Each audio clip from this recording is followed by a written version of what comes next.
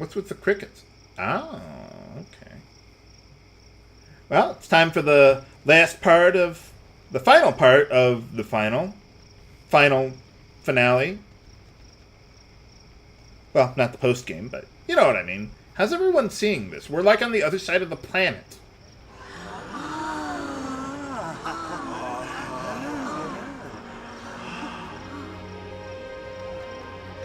What are you guys looking at? Can we see? Hey, all the Chocobo Knights made it back there. Well, not the other guy. But anyway.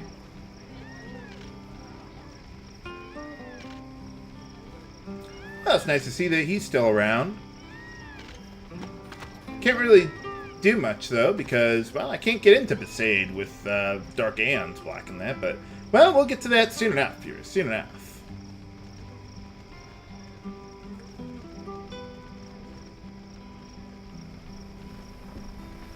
Wonder why they went all the way back to Besaid anyway. Did they, like, come from Besaid or something? I don't think they did. Hey! Ah, Machen. Hard to beat him. Though I've heard some things about him in the next game. But I'll talk more about that in a moment, viewers.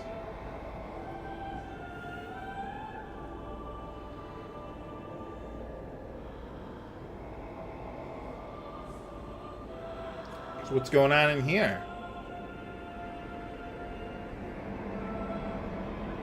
Oh yeah, that's right. We killed you, Yevon, and well, the Faith.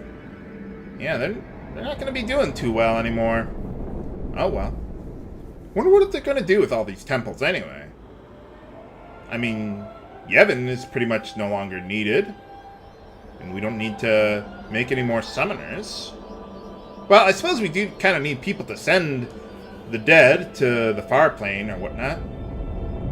What is the far plane anyway? I mean, they said it's like, you know, where the souls of the dead go once they're sent or something or other like that. But we went there and they didn't really say a whole lot. So it's like, okay, what's the point? So, I mean, I guess it's just like Spira's equivalent of the afterlife or purgatory or I don't know. I don't really know much about that sort of thing.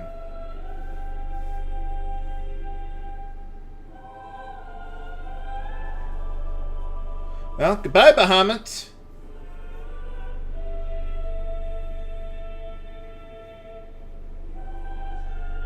Yeah, I don't remember this part from the original version of the game. Maybe I'm misremembering. Maybe it's something that they changed in the HD version. I know they changed some things, but I don't know. I don't really... yeah, I don't recall much changing, at least from what I saw. What are you doing? Oh, yeah, I guess you gotta send Jacked. Or you, Yevon, or...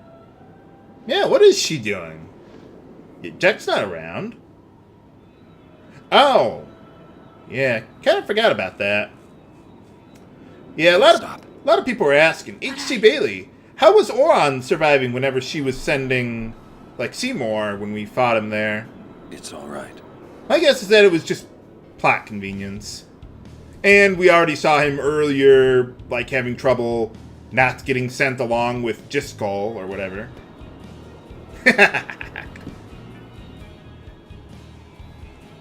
So I guess they just figured, well, yeah, we know he doesn't... Or we know he has trouble not getting sent, but, well, he can tough it out. And I guess they figured they didn't need to show that again. It's been long enough. But, well, I guess his job's done. Defeated Sin.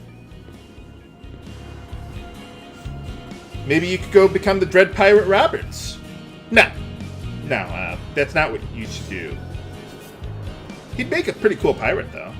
This is your world now. Yeah, your life's been kind of all about revenge. Or, well, afterlife, I guess. But now it's gone. So why isn't Tidus going away? Maybe it's like a Link's Awakening sort of thing. Or like some things in the dream world get to stick around. Or maybe like a Terra Esper thing where the magic in the world goes away, but not the Espers. Or not Terra because she's half Esper. Or something or other like that. Didn't we already kill all those ants?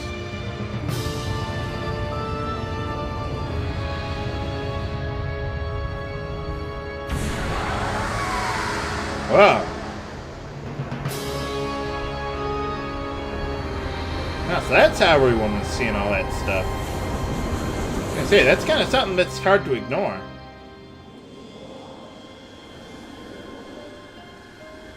Yeah, all that sin spawn dust, don't worry about it, guys. It'll wash off.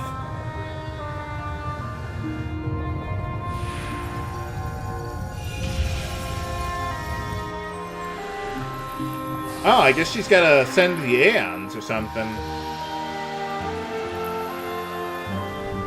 There you go. Oh, I was gonna say, what, didn't Sin already explode?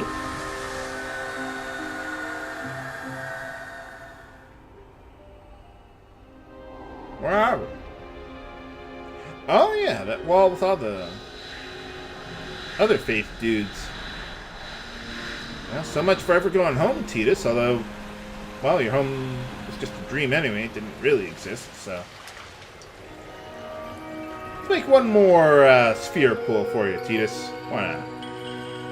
Ah. Nuts.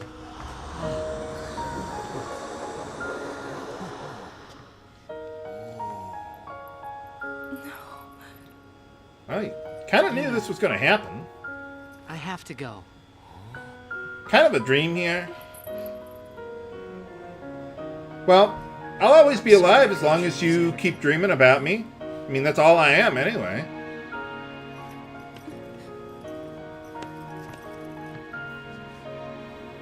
Goodbye. Hey! We're gonna see you again! Nope. Never gonna see him again. Not gonna happen. Oh. I guess he's kind of like fading out of existence or something. Then why isn't he falling through the ship? I always kind of wondered about that. It kind of reminds me of that one episode of Next Generation. What was that? The one where Geordi and Ensign Rowe became, like, phased out of existence or something. Cloaked and phased or something or other. But, like, they could go through walls, but they couldn't go through the floors for some reason. I mean, obviously, I guess it's just plot convenience, but... I love you. And yes, I know she says thank you in the Japanese, or at least that's what people are telling me, or whatever, but, I don't speak Japanese. So, I don't know.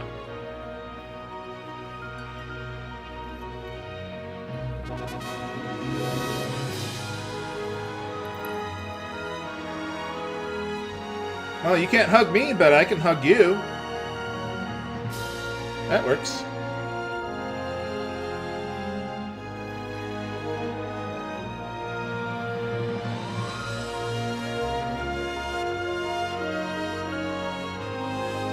Well, at least now you can't get shot anymore. Bolts just pass right through you.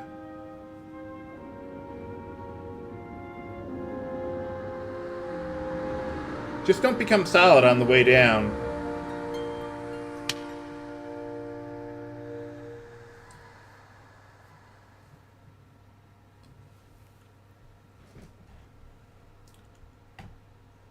Well, I guess that's it for Tidus, and... well, what's going on? Oh, we still got a little more ending to go. Okay.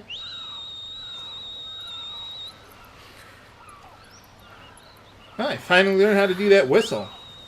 I wish I could learn how to do that, but I can't. H.C. Bailey's not really good at whistling. That's why I play the flute. That way I didn't have to learn how to whistle. Don't you know, Yuna? You're supposed to go to the flower field, and Tidus will meet you back there after going through a psychedelic time warp sequence. Or wait, no, that's another game.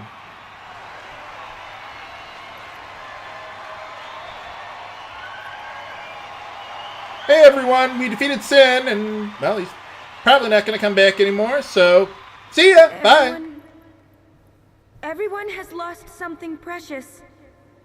Except me! Everyone here has lost homes, dreams, and friends. Everybody? Now, Sin is finally dead. Again. Now, Spira is ours again. Now we get to bicker and argue with each other over Working politics. together. Now we can make new homes for ourselves. And new dreams. Actually, I really don't know Although that I know much about what happens the after journey this, will be but... hard. Well, again, I'll talk a little We bit have about that lots later. of time. Together, we will rebuild Spira. Well, now that Sin's not going to keep on destroying everything over and over and over again. The road is ahead of us. So let's start out today.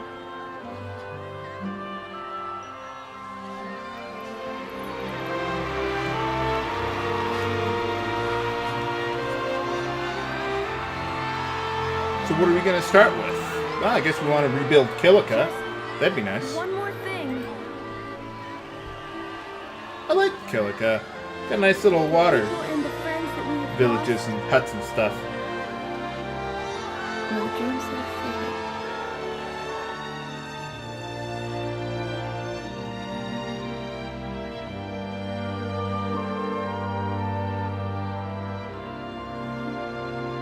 What's with all those lights in the trees there? Never forget them. No matter how much you might want to. Nah, just kidding, viewers. Just kidding. Well, let's watch the credits roll and review our adventure through this LP, or this game here. I really like what they did with the graphics in the HD remake. I'd give them a 10 out of 10. It really smoothed out a lot of things there. Even the original was really good for its time, too. The only thing I noticed was, like, maybe just because it was an early PS2 title, it didn't seem like the quantum leap that we got with, like, some other games in the series. So, I mean, I guess it was just... Well, like I said, I'm not really a nitpicker of the graphics or anything like that. I mean, I love the tropical or the Asian atmosphere that we got with the game in other places in Spira with the islands and stuff. Really gave the world a lot of life there. And well, the only real knocks that I would have on the graphics are like the lack of a free camera rotation and not fixing the lip syncing in the HD version. I heard that they were thinking about doing the 3D camera rotation, like when they were originally making the game. Or like we got in 12 or 13. But, well, for some reason they didn't do that here. I don't know why. And I was also a little surprised that they didn't rework like the lip syncing, considering how much time they put into developing the remake here and how much attention they were putting on the graphics. But, well, that's just a minor detail to me. The music is not such a minor detail to me. I thoroughly enjoyed the soundtrack, even though Uematsu wasn't alone on this one, so I'd also give it a 9 out of 10. The random battle themes, one of my favorites in the series, although I'm not really a fan of the other battle themes in the game. I don't know, it just didn't really seem as kick-ass to me. Like, Seymour's battle theme had kind of that bounce techno to it or whatever. I mean, it's not bad or anything. It's just, I like the regular battle theme better, which is kind of unusual for me. I mean, otherwise, I mean, we still got a lot of other great songs, like Sudeki Dane, Someday the Dream Will End, Otherworld. I mean, just covers the full spectrum of emotions in the game, and I really like that. As for the remixes and the HD version, I'm fine with them. The only ones that where I really noticed the difference were like the regular battle theme and boss theme, and I think I got used to them pretty quickly, so I still enjoyed it. While the music was very excellent, I consider the voice acting to be pretty average, so I'd give it a 7 out of 10.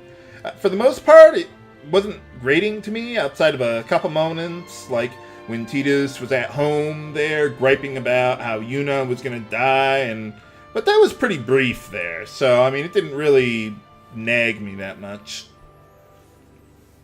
I mean, all I really ask from the voice acting is that it doesn't annoy me, and this was about the time when voice acting in video games was starting to become much more tolerable to me. I mean, as long as it's not like the 90s, where you got the programmers or the executives' neighbors doing the voice acting, or people with no experience in this at all. I mean, just hire some professional voice actors, and, well, of course, you still have to get good direction, so yeah, I think that's where the voice acting suffers a bit in this game. But, well, it wasn't enough to take away from my enjoyment of the game. It just didn't really enhance it either. Now, the plot, I'll be honest, it did take away from my enjoyment of the game. I'm giving it a 5 out of 10. I've already talked about the characters, so well, I'm not going to go into that again there. I mean, really, it was mostly the Kilika Temple Luca sequence that really annoyed me there. After that, the plot is fine. Well, Kilika and Luca, it's not a huge chunk of the game in the grand scheme of things. I mean, I could overlook that, really, if the rest of the game picked up the slack, but it didn't really do that for me either. I mean, I think the main problem for me is that Spira is pretty much like starting Final Fantasy VI in the world of Ruin. I mean, the bad guy is pretty much already won, and we're trying to salvage what little we can. It's not like we're trying to stop a bad guy from doing something with, like, well, every other Final Fantasy game there. I mean, really, there's two things that I would have liked to see from the plot. First, a lot more humanoid villain presence. I think they focused a bit too much on Sin. I mean, I know they kind of had to with what they did with the story there, but I just really, really prefer humanoid villains with their own motivations instead of a giant monster that has no will of its own, really. I mean, I would have loved to see a lot more of the plotting behind the scenes with the Maesters and Seymour, but, well, we really don't see them do that much on screen. I mean, sure, they're creepy and evil and all that, but, I mean, I just don't really identify much with that. And second, I would have liked to see a much greater variety of objectives beyond the 5 Aeons that we get, and then, well, the final Aeon, and that's pretty much all we really need to do throughout the game. I mean, the airship and the song and all that stuff's kind of handed to us on a silver platter there. I mean, I would have liked if it was like Final Fantasy VI more, where we had to, like, free Terra from the slavery of the Empire, and then stop them from getting the Esper, Tritok there, and then we gotta get help from the Espers and take on the Empire and all that stuff. We have different unique objectives, and it's constantly changing, while Final Fantasy X just kind of stayed the same mostly throughout there, where it's like Sin is still there at the end. And the part that really picks up the game for me, though, are the battle mechanics, which I give a 10 out of 10. I mean, buffs and debuffs are finally useful in the series, and they're balanced. I mean, part of the fun in the previous games was how obscene and easy it was to become overpowered, but I like that they made just so many more abilities useful here. I mean, even Provoke with tanking. And the only knock I'd give on the mechanics is, like, it kind of feels a little bit like a game of Simon, with many of the characters one-shotting a particular enemy type, but, well, I'd rather have that than 5-minute-long random battles. Yeah, I wonder what was up with Tidus there. But anyway, yeah, Final Fantasy X is really a very polarizing game for me. I mean, some things I really, really like, and some things I really, really don't like. But overall, I'd give it an 8 out of 10. I mean, despite the lackluster plot, in my opinion, I don't put a whole lot of weight on that. I mean, that's not why I play video games. I mostly play for the music and the gameplay. I mean, sure, if I think about the plot too much, I can get aggravated by it and kind of magnifies the things that I really don't like about it. I mean, I'm just as human as the next man. I do the best I can to try not to let that get me down. But, well, the music and the battle mechanics really carry the game for me, and that's what I really like about JRPGs. So If you like that sort of thing, I'd highly recommend this game to you. Now, I know what you're thinking, viewers. H.C. Bailey, are you going to do an LP of Final Fantasy X-2? And, well, in short, I'm not planning on it for an LP anytime soon, but I wouldn't put it on my will never LP list either. I am aware of the plot, so, I mean, I pretty much know all the major spoilers there, but I haven't even beaten the game, and what little I did play wasn't really that interesting to me. I think you really have to like the world of Spira and want to get a lot more background out of, well, the world there to enjoy Final Fantasy X-2, which I'm not really interested in at the time. I don't really like the whole lore and background and all that sort of thing. I just don't really care for that. I mean, I'll probably give it another chance someday. I mean, I do like the battle mechanics from what I saw. That's probably what's really going to carry the game for me. Just that, I don't want to get your hopes up with telling you, hey, I'm definitely going to do it. Of course not. I mean, I'll probably do it someday, but probably not in the near future. It's not really high on my priority list there. So, but in the meantime, well, I hope you've enjoyed this LP so far. But, well, this LP's not over yet, viewers. We've still got what I consider to be the post-game, or anything more difficult than the final boss. So, got a long way to go. We've got celestial weapons to unlock, monster capturing, blitzball, equipment customization, stat maxing, monster arena creations, dark aeons, penance. So, we've got a lot more to do still. This is going to take a lot of time, and, well, there's a lot of stuff for me to do off-screen, like monster capturing. That's going to take me more than 10 hours to get 10 of everything. Blitzball, probably going to take me like 8 hours to do. Stat maxing, probably, well over 6 hours, maybe more even, with all that stuff. So, what I'm going to be doing now is I'm going to treat both of my LPs as side LPs, where I'll upload the episodes when I can, and, well, I'm going to, my goal, basically, is to finish all the post-game stuff within the next month there. So, and, well, then I'll move on to another game. So, I hope you enjoy it. This is H.C. Bailey, signing off. Have a good day.